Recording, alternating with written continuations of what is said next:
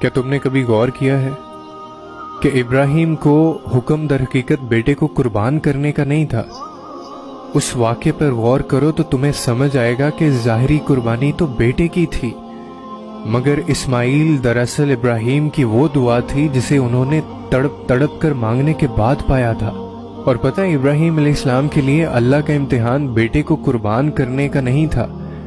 بلکہ سب سے زیادہ مانگی گئی اور سب سے زیادہ پسندیدہ دعا کو قربان کرنے کا تھا۔ اور بالکل اسی طرح ہر شخص کا کوئی نہ کوئی اسماعیل ہوتا ہے جس کو اللہ کی راہ میں قربان کرنا بہت مشکل ہوتا ہے، مگر اس کو قربان کیے بغیر آپ اللہ کے قریب نہیں جا سکتے، آپ کو اللہ کا ساتھ نصیب نہیں ہوتا۔ کسی کا مال، کسی کی اولاد، کسی کا پیسہ اور کسی کا پیار اس کے لیے اسماعیل ہوتے ہیں۔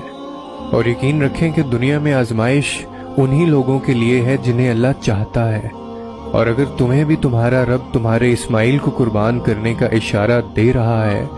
تو اس رب پر یقین رکھ کر چھری کو چلا دو اور اس کے امتحان میں کامیاب ہو جاؤ،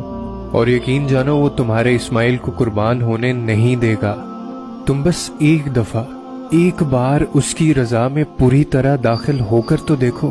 ایک بار بس اس کو تسلیم کر کے تو دیکھو، پھر وہ رب تمہارے بھی لاڈ اٹھائے گا۔ اس کے حکم کو ماننے کے لیے تمہیں اپنی انا بھی مارنا پڑے گی اور اپنا نفس بھی، کیونکہ شیطان اور نفس بار بار وسوسے ڈالتے رہیں گے اور تم بار بار تھکو گے۔ اور انتظار کرو اس وقت کا جب خوشی کے آنسو تمہارے گالوں کو تر کریں گے،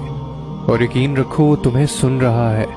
اور وہ جس کو پسند کر لے اس کی کوئی خواہش کبھی بھی ادھوری رہ ہی نہیں سکتی۔